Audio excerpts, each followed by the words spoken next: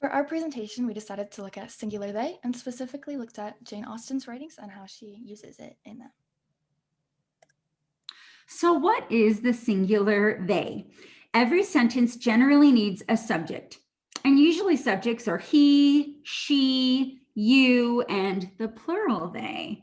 But the singular they has actually been used quite a bit.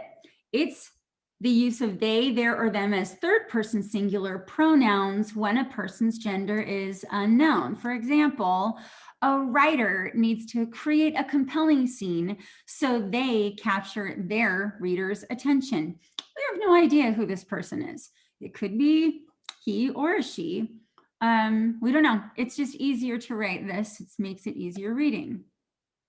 We're in the year of respect now, and when pronouns have become a big deal. Out of respect, we know that some people do not identify as male or female, but they'd rather be regarded as non-binary. And so this way, all are represented. Each student submitted their art portfolio to the committee. They could be trans, they could be he, she, cis, it doesn't matter. All are represented. Throughout history, it's more often been accepted in speech, but now it's accepted in writing. As we talk about our history, this goes way back, and I mean way, way back. The Oxford English Dictionary states that the singular they can be seen in writing as far back as 1375 in a romantic poem called William and the Werewolf. The Middle English version hastily honestly, I can't even tell you what that says. We'll go for the modern English version. Each man hurried till they drew near, where William and his darling were lying together. It went through the ages, even up to 1845 to Emily Dickinson, and very few people would want to contradict her. She said almost anyone under the circumstances would have doubted if the letter were theirs or indeed if they were themselves. But to us, it was clear. There has been controversy, generally for older people. For a long time, people were concerned with thee, thou. You wasn't even used except for in plural. But after a while, it became easier to change.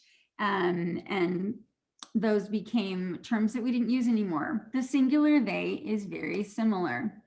1745, Anne Fisher wrote a new grammar book, which put he as the universal singular pronoun. Well, you can see why that didn't go over very well. He and she just became awkward, first in writing, then in speaking. So we came back to they. But let's go back to our writings. The author we wanted to specifically look at who used singular they was Jane Austen. Jane Austen is world-renowned. Many people love her and admire her works. So we thought it would be interesting to see if and how she used singular they in her writing. We found examples of singular they in all 6 of Jane Austen's published works, as well as personal and professional writings. Sometimes when Jane Austen would use singular they, she would use it instead of addressing a singular person to indicate that they are non-binary. In her time, it was often used to just specify a group of people without specifying a gender because he, she is an awkward way to say it. The use of singular they in Jane Austen's works was also not an unironic thing. Oftentimes, authors would use poor grammar or poor speech or poor usage to indicate that a character is like uneducated, kind of an idiot of a person. But Jane Austen used singular they when she was writing for her narrators or as some of her more well-educated people. So for example, in Pride and Prejudice, we have an example of the narrator saying, everybody was pleased to think how much they had always disliked Mr. Darcy before they had known anything of the matter. And another one where Elizabeth Bennet, the main character, is seen to say, to be sure, you knew no actual good of me, but nobody thinks of that when they fall in love. So Jane Austen wasn't using singular they to indicate a lack of education, but rather was just using it because it is a useful term, a useful word to use. In total, there were 82 occurrences of singular they in Jane Austen's published works. So it's seen that she used it very often, and just because it was useful.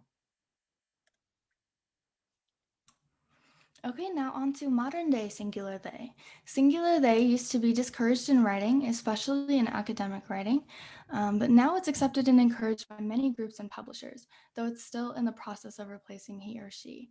And this process is going on in different speeds depending on the location. So in different communities, different countries, it's becoming more often used, quicker and slower. Singular they is often used informally, and it's in the process of becoming more used in formal situations. Some of the uses of singular they include referring to one of those things, one of those people, one of those animals, to refer to a group of people generally, and to refer to a person whose gender identity is not revealed or is non-binary. I looked at a bunch of style guides to see what they thought about this, and APA style says to use singular they when the individual's pronouns are unknown or irrelevant to the context, and Chicago Manual of Style and the AP Style Book also approve of this. Singular they is inclusive and helps us avoid making assumptions about gender, and it's very useful.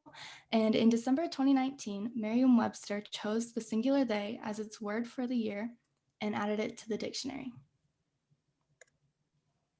So, in conclusion, we would just like to say that singular they is much more common and useful than some people think. In this new world of people, gender, and grammar, we need to allow useful words such as singular they enter our language. Jane Austen isn't the only author that has used singular they in the past or in the present. Others include Charles Dickens, Henry James, and F. Scott Fitzgerald. Singular they will continue to be used no matter what the grammar books say. And actually, currently, the grammar books are changing to include it. So we recommend accepting it into the language and allowing it to serve its useful purpose. These are our works cited. Thank you so much.